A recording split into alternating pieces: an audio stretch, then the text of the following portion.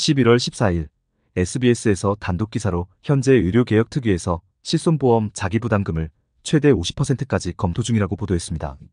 정말 현 보건복지부 및 정부는 보험사의 이득에는 누구보다도 진심입니다.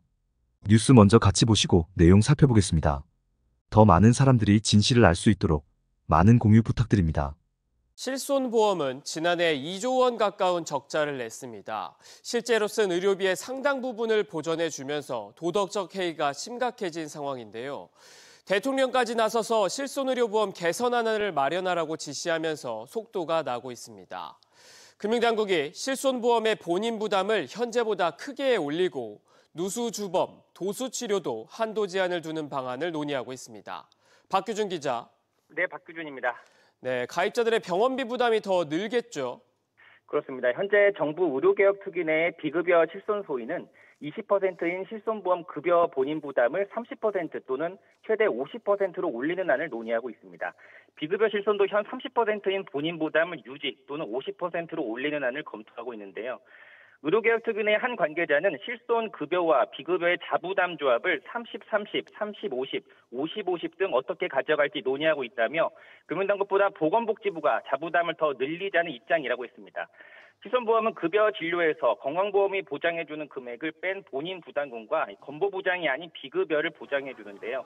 현재 급여는 20%, 비급여는 30%, 본인이 내야 하는 돈을 더 늘리겠다는 겁니다. 이렇게 환자 부담을 늘리려는 이유는 뭡니까? 네, 아무래도 일부 계약자의 의료 쇼핑으로 건보 재정과 실손보험금 양쪽의 누수가 심각하다는 판단 때문입니다.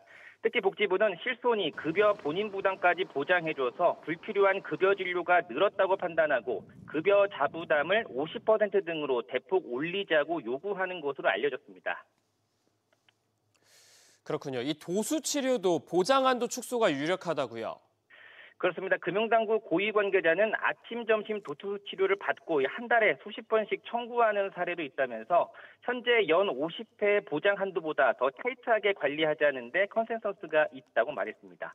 또 특유의 한 관계자는 현 실손 4세대 상품은 연 50회까지 보장을 해주고 있는데 이를 하루당 또 한 회당 한도 제한을 두는 것을 진지하게 검토하고 있다고 말했습니다. 실손보험이란 것은 2003년 의료계의 반대에도 업계 파이를 늘리기 위해 보험회사들이 강하게 요구해 만들어진 상품입니다. 그리고 언제나 최대한의 뽕을 뽑아내는 소비자들의 엄청난 의료 쇼핑으로 인해 매년 2조 원대의 적자를 내는 괴물로 성장하게 되었습니다. 누적 적자 규모로 보면 보험업계에서는 이미 실손보험으로 10조 원 넘는 적자를 기록한 것으로 추측됩니다.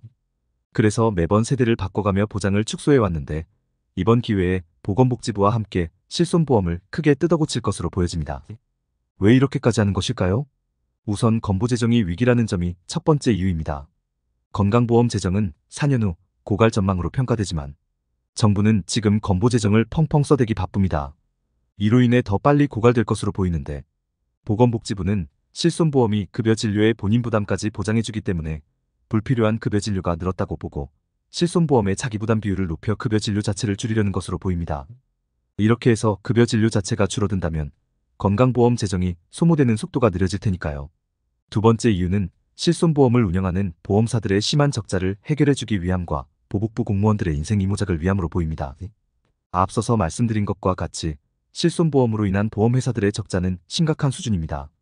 그렇기 때문에 이들의 요구도 강하게 있었겠죠.